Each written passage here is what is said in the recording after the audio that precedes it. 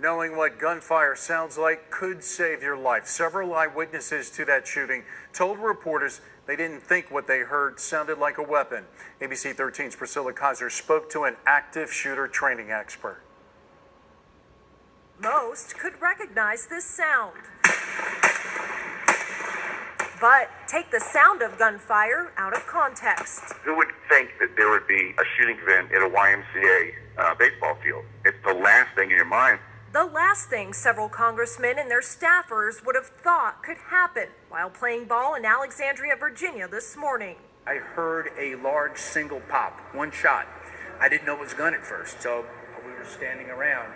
Within moments, there was a barrage of shots being fired.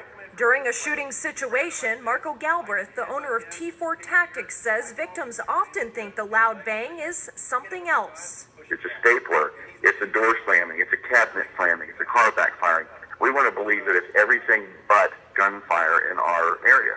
But when it is gunfire, he says, you have only 4 to 5 seconds to find cover. Many of the people, through studies, they'll freeze for 20 seconds, and then it takes another 20 seconds to unfreeze. Leslie Payne isn't sure how she'd react. I have heard fireworks and thought that was gunfire before, but then, remember it's the 4th of July or January 1st.